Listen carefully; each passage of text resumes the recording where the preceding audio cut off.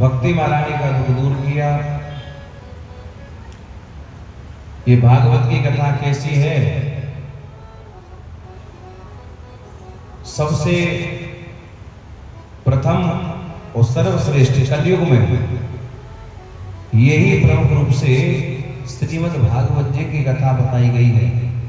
इस भागवत जी की कथा से हमारे जीवन में अर्थ, धर्म, काम, मोक्ष, इन चारों वस्तुओं की प्राप्ति अपने आप ही हमको हो जाती है, स्वतः ही। नारद जी ने पूछा कि यदि कोई भक्त व्यक्ति मुक्ति को प्राप्त कर ले तो इसमें कोई बड़ी बात नहीं है। क्या कभी किसी पापी व्यक्ति का उद्धार हुआ है? बोले पापी की बात करते हो, लेकिन हम तो यहां तक कहते हैं, ये मानवा पाप ग्रतस्तु सदा दुराचार रता विमार्ग का क्रोधाग्न दग्धा कुटिलाश्च कामना सप्ताह यज्ञेन कलौ पुनंतते। बोले आप केवल पापी की बात करते हैं, लेकिन हम तो यहां तक कहते हैं कि जिस जीव ने जीवन भर पाप कर्म किया और पाप कर्म करते करते ही उसकी मृत्यु हो गई, मृत्यु के बाद वह घनघोर प्रेत बन गया, बोले यदि उसके निमित्त भी कथा सुनाई जाए तो उसका भी उद्धार हो जाता है। बोले कभी ऐसा हुआ भी है कि केवल बातों से बता रहे हैं? तो सुंदर कथा श्रवण कराई। आत्मदेव नाम के ब्राह्मण हैं। आत्मदेव का अर्थ जिसने अपनी आत्मा में देवत्व का दर्शन किया हो, वह आत्मदेव है। ब्राह्मण शरीर से बड़े गुणवान विद्वान ब्राह्मण, लेकिन ठीक उनके विपरीत उनकी पत्नी है जिसका नाम है धुंधली। ना उसका महाराज बोलचाल अच्छी है, स्वभाव कैसा है? बेचारे पति तो पूजा पाठ करने के लिए घर से बाहर रहते हैं, अब अकेली धुंधली घर पे रहती है, तो वो क्या करती है कि जब तक पड़ोसियों से लड़ नहीं लेती, दो चार पड़ोसियों से लड़ नहीं लेती है, तब तक उसका भोजन हजम नहीं होता है। ये उसका स्वभाव है। लेकिन जैसे सायकाल पति घर पे वापस आते हैं तो वो ही धुंधली जो पूरे दिन लड़ती रहती है, शाम को वही बढ़िया सुंदर साड़ी पहन करके हाथ में पूजा की थाली लेकर के द्वार पे पतिदेव के लिए तैयार मिलती है, पतिदेव की आरती उतारने को, कि मानो सती अनुसुईया के बाद में इन्हीं का नंबर आएगा है। सती अनुसुईया के बाद में अब इन्हीं का नंबर आएगा। पति के सामने सीधी बन जाती है, और जैसे पति घर से बाहर जाते हैं तो बोलती है अपने घर से, और आवाज सुनाई पड़ती है महाराज दूसरे किनारे पे। ब्राह्मण के घर में सब कुछ है, लेकिन एक दिन जरा पड़ोसियों का आना शुरू हो गया। ये जो पड़ोसी होते हैं ये भी अच्छे ही होते हैं। कुछ तो पड़ोसी वास्तव में ही अच्छे होते हैं, और कुछ ऐसे अच्छे होते हैं कि यदि एक बार आपके पीछे पड़ गए तो महाराज जब तक आपको वहां से स्थान छुड़वा नहीं देंगे तब तक वो पीछा नहीं छोड़ते। आज वो पड़ोसियों ने आज ब्राह्मण देव को इतना बातों से दुख पहुंचा दिया, इतना चिंतित कर दिया। बोले ब्राह्मण, तुम्हारे घर में तुलसी का बिरवा तो है, लेकिन सूखा हुआ है। गाय है, उसके भी कोई बछड़ा नहीं है। बोले इसका कारण मालूम है क्या है? बोले क्या? बोले इसका कारण है कि तुम्हारे घर में कोई पुत्र नहीं है। वो बोले बिना पुत्र के घर सूना रहता है, पुत्र होना आवश्यक है। अब ये बात उस ब्राह्मण को मन में इतनी बैठ गई कि जो ब्राह्मण हमेशा दूसरों को उपदेश देता था, लेकिन आज वही ब्राह्मण यही सोचने पर मजबूर हो गया कि अब मैं ऐसा क्या करूं कि जो मुझे पुत्र की प्राप्ति हुई है। निकल गए जंगल में, और जंगल में जाकर के बैठ गए। एक संत वहां से निकल के जा रहे हैं, संत की दृष्टि पड़ी, संत ने देखा कि कोई ब्राह्मण प्रतीत होता है। संत ने पूछा कि ब्राह्मण क्यों उदास है? पैर पकड़ लिए, बोले भगवान उदास इसलिए हूं, बोले मेरे जीवन में और किसी वस्तु की कमी नहीं है, केवल मैं क्या चाहता हूं, बोले मेरे घर में धन बहुत है लेकिन धन को कोई भोगने वाला नहीं। और बोले हे नाथ, एक समय ऐसा आता है कि जहां हर किसी का प्रवेश नहीं है लेकिन वहां पुत्र का प्रवेश होता है। जीवन में एक पुत्र की कामना है। संत ने जैसे उसकी हस्तरेखा और भाग्य रेखा देखी, बोले ब्राह्मण अरे तू इस जन्म में पुत्र की बात करता है लेकिन तेरे तो 7 जन्मों तक कोई पुत्र नहीं है। अब तो ब्राह्मण उदास हो गए, पैर पकड़ लिए, बोले आप संत हैं, संत में इतनी सामर्थ्य है, संत चाहे तो महाराज क्या कुछ नहीं कर सकते, आशीर्वाद दीजिए। संत ने समझाया कि बेटा देख यदि पुत्र मानना है ना तो सांसारिक पुत्र की आशा छोड़ करके तो गोविंद को अपना पुत्र बना ले, गोविंद को अपना पुत्र बना ले। क्योंकि देख सांसारिक पुत्र तो महाराज बीच मझधार में छोड़ जाते हैं, ये गारंटी किसी के साथ नहीं है कि पुत्र हमारा साथ देंगे या नहीं देंगे, कब किसका साथ छोड़ जाए कोई पता नहीं है। बोले दी कोई तुझे पुत्र मानना है तो गोविंद को अपना पुत्र मान ले, भगवान से कोई संबंध जोड़ ले, जो संबंध जोड़ेगा वो उसी संबंध को श्री ठाकुर जी निभाएंगे। कोई संबंध जोड़ तो सही है।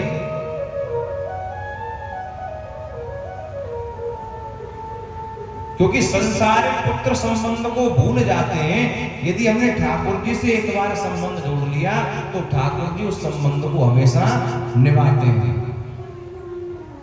हमेशा निभाते हैं। भक्त नरसिंह मेहता महाराज इतनी सामग्री भात भरने की संबंधियों ने लिख करके भेज दी जो नरसिंह मेहता 7 जन्मों में नहीं जुटा पाते हैं, लेकिन संबंध ठाकुर जी से जुड़ा हुआ है।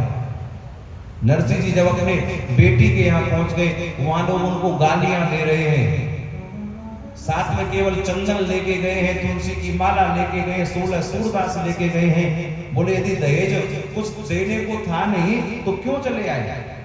लोग ताना मार रहे हैं। लेकिन नरसिंह जी को कहीं ना कहीं भरोसा है कि ये ताना थोड़ी देर का मेरे ऊपर है, लेकिन मेरा सावन सा आएगा और आकर के भात भर के जाएगा। विश्वास अटल होना चाहिए। नरसिंह जी का जब भात भरने की बारी आई तो महाराज तैयारियां हो रही हैं, लेकिन ठाकुर जी ने वादा किया था कि हे नरसिंह, जब कोई बात होगी तो मैं स्वयं तेरे साथ में खड़ा रहूंगा, पग पग पे आए के सहाय करूंगा मैं तेरी, गाय के केदार और राग जब तू बुलावे हो। बोले जब जब तुम मुझे केदारा राग गाकर के बुलाओगे मैं तभी तक तुम्हारी सहायता के लिए आऊंगा। पहुंच गए अपने भक्त की लाज को बचाने के लिए, अपने भक्त की लाज को बचाने के लिए ठाकुर जी पहुंच गए। जब जरा बताइए, जब एक भक्त का संबंध भगवान निभा सकते हैं, यदि हम उनको अपना पुत्र मान लें या पिता मान लें, क्या वो संबंध को नहीं निभाएंगे? हम भूल सकते हैं लेकिन वो नहीं भूल सकते। एक किशोरी जी की बड़ी सुंदर कथा आती है ना कि संबंध जो प्राय हम सुनाते हैं, ये बरसाने की सच्ची कहानी है, सच्ची कथा है।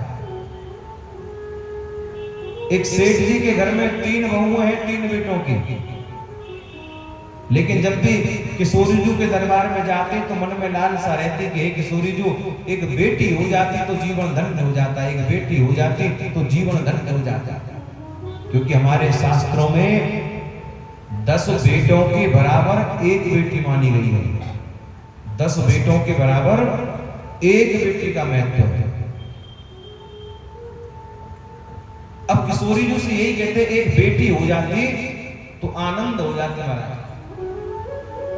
और इसी बात को लेकर के वो उदास रहते। एक दिन एक संत जी की दृष्टि पड़ी। संत जी ने पूछा कि सेठ हर रोज तो उदास रहता है, क्यों?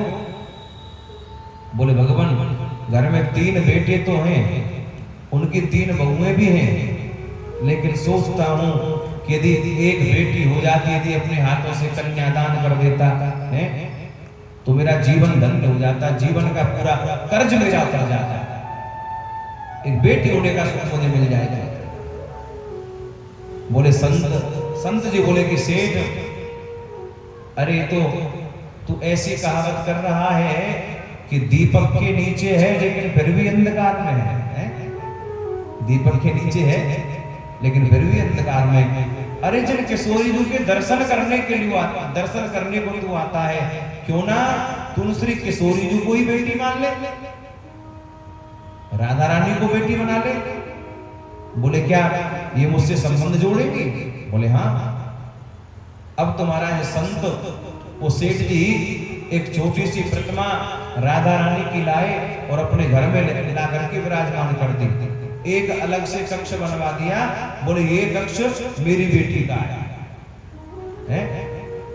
अब जब भी सेठ प्रातः काल उठते तो सबसे पहले राधा रानी का दर्शन करते बेटी के रूप में। बेटी से जाके बात करते, बोले बेटी प्रातः काल हो गया है, अब तुम जाग जाओ, ये लो भोजन कर लो, है। सब कुछ पहले उनका भोग लगाते। दुकान से जब आते तो पहले किशोरी जी से जाकर के मिलते।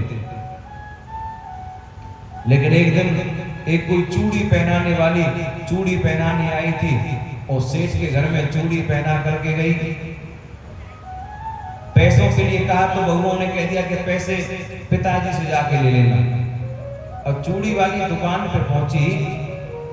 चूड़ी वाली कहती है कि सेठ जी, मैं आपके घर में आपकी बहुओं को चूड़ी पहना करके आई हूं, मुझे पैसे दे दीजिए।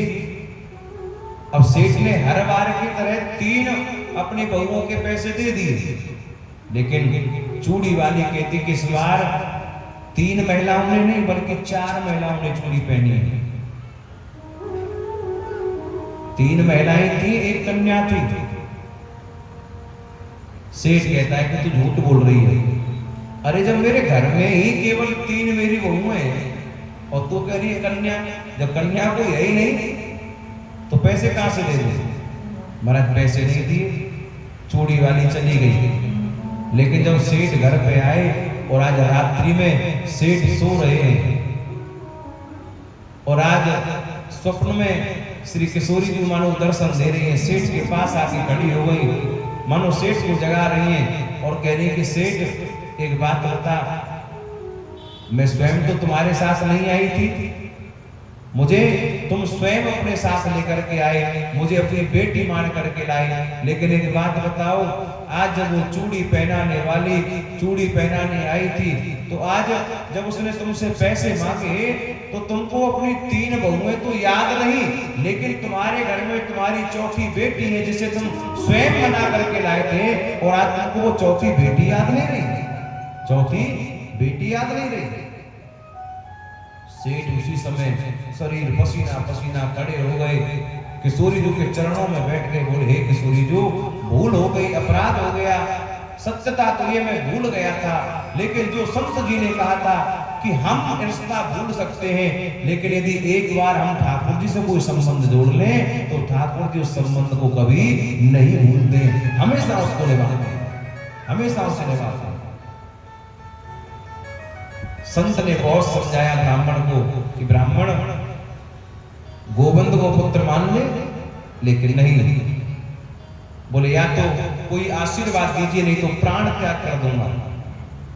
आज संत ने अपनी झोली में से एक फल निकाला और श्री जगन्नाथ भगवान का ठाकुर जी का स्मरण करके वह फल ब्राह्मण के हाथों में दे दिया। बोले ब्राह्मण इस फल को ले जाओ, ठाकुर जी की कृपा होगी तो तुम्हारे यहाँ पुत्र की प्राप्ति अवश्य होगी, ब्राह्मणी को खिला देना।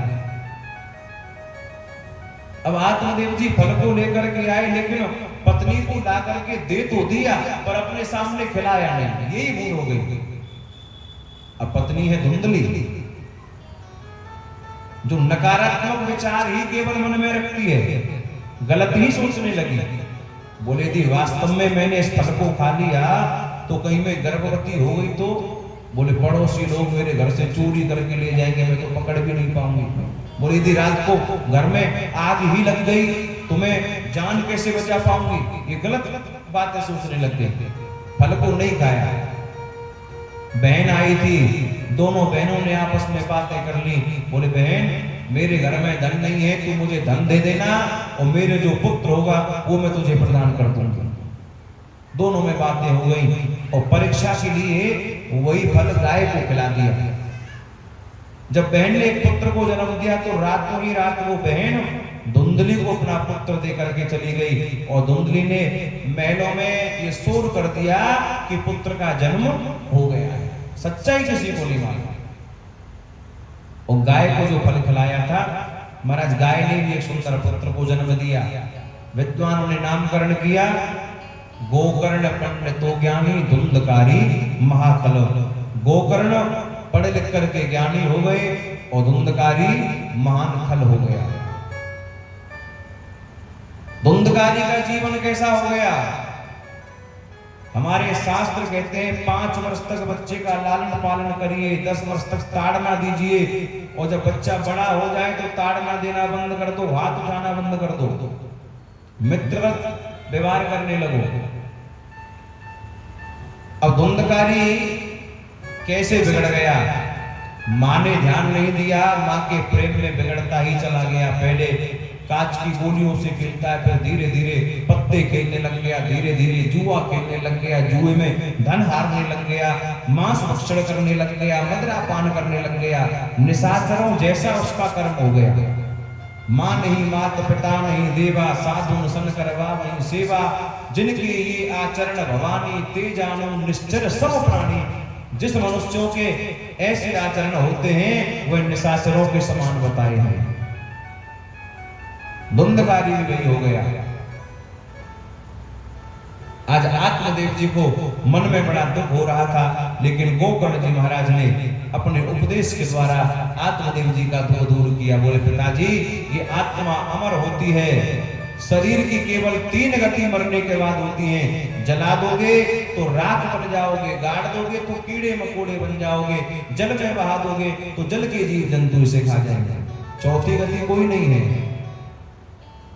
आज गोकर्ण जी ने उपदेश दे करके आत्मदेव जी को महाराज घर से आज आत्मदेव जी वन के लिए प्रस्थान कर गए। अब अकेला धुंधकारी रह गया है। देखो धुंधकारी का जीवन यही है, मां को मारता है, मां की पिटाई करता है।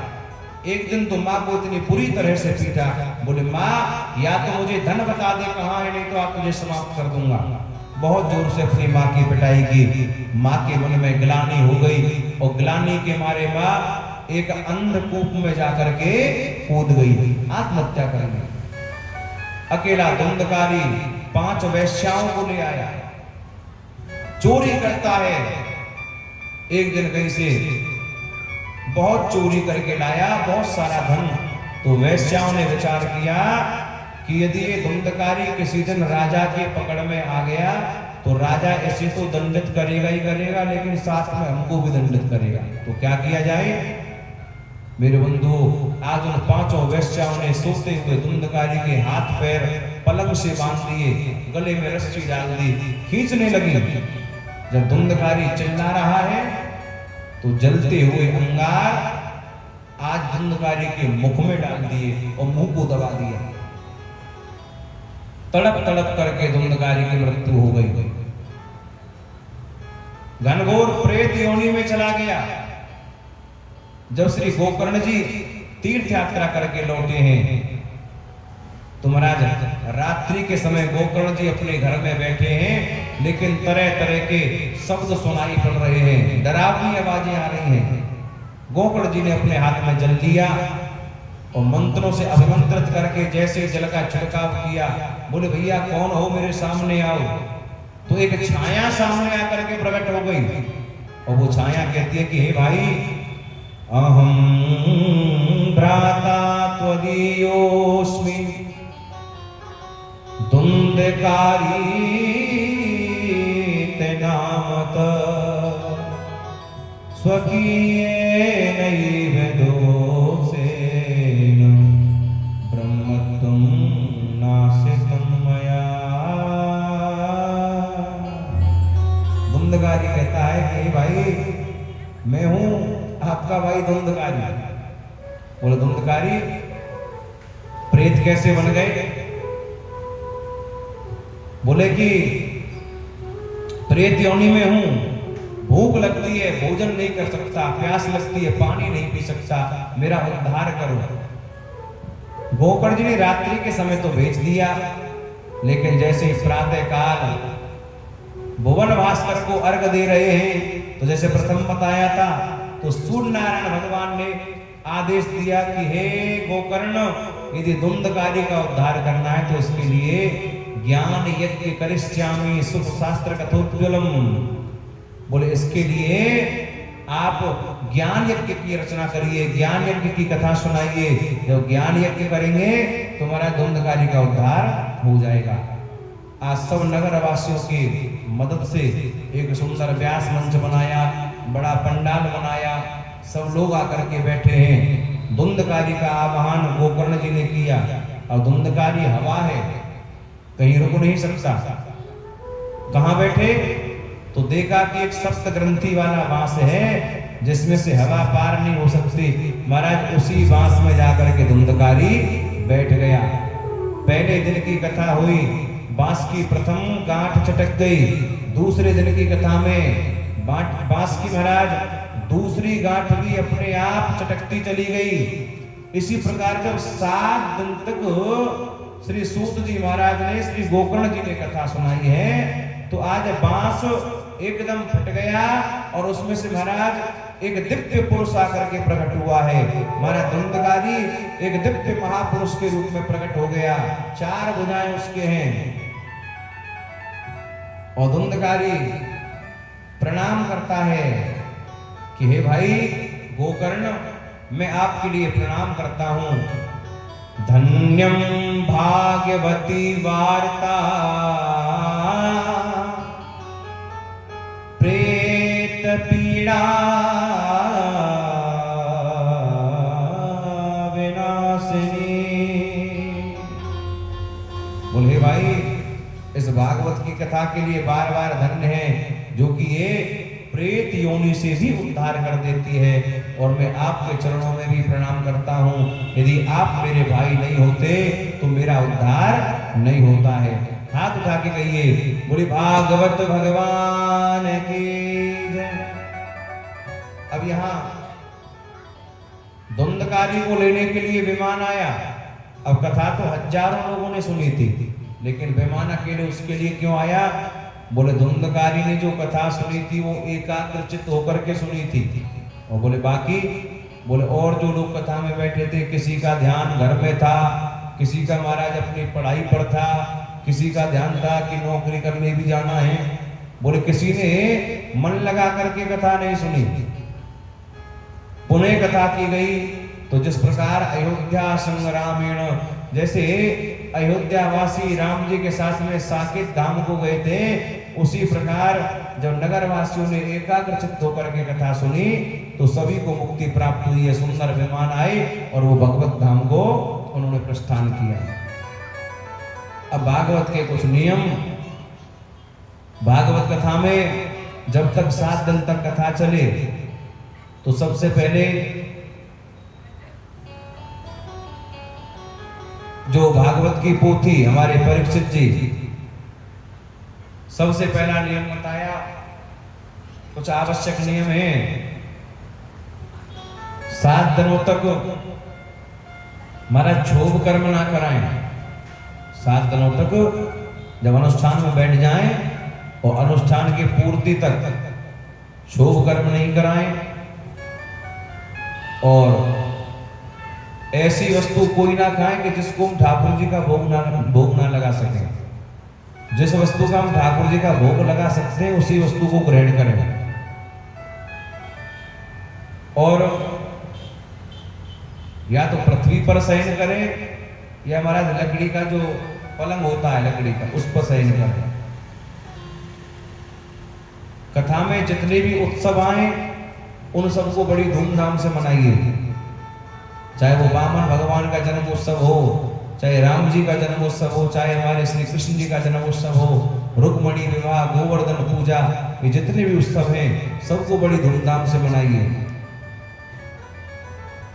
और कथा में, अनुष्ठान में याद रखें, क्रोध ना करें। सबसे प्रमुख तो हमको क्रोध पर विजय प्राप्त करनी है, क्योंकि क्रोध जब होता है तो महाराज, क्रोध जब आ जाता है तो हमारे पुण्य क्षीण होने लगते हैं। क्रोध ना करिए। और नाखून नहीं काटे, ब्रह्मचर्य व्रत का पालन, रोज ठाकुर जी की माला जप करें नियम से। यदि गुरु मंत्र हो तो गुरु मंत्र का जप करिए, नहीं तो ओम नमो भगवते वासुदेवाय इस मंत्र का जप करिए 7 दिनों तक। वैसे तो ये अहर्निश करना चाहिए, लेकिन जब तक अनुष्ठान चले तब तक ठाकुर जी का भजन करिए। और भोजन के लिए बताया, वैसे तो घी पी करके रहना बताया कि वक्ता और श्रोता दोनों को घी पी करके ही 7 दिन तक रहना चाहिए, लेकिन आज वो समय नहीं है जो लोग घी पी करके रहें। तो उनके लिए बताया कि महाराज एक बार फलाहार कर लीजिए, एक बार अन्न खा लीजिए। बोले यदि महाराज फलाहार से मन ना माने तो अन्न ही खाए तो बोले अन्न खाइए, लेकिन उतना भोजन करके आइए कि जब आप कथा में आकर के बैठे तो कथा सुनते समय आलस्य ना आए, नींद आपको ना सताए, उतना भोजन करिए। तो यही कुछ नियम हैं, इन नियमों का ही भली प्रकार पालन करिए। ये आज आपने सूक्ष्म रूप में, क्योंकि आज प्रथम दिवस था तो भागवत जी का आज महात्मा श्रवण किया। अब कल हम प्रथम स्कंद में प्रवेश करेंगे। आज की कथा को यही विराम देंगे। अब आप लोग अपने स्थान पर जरा खड़े हो जाइए और खड़े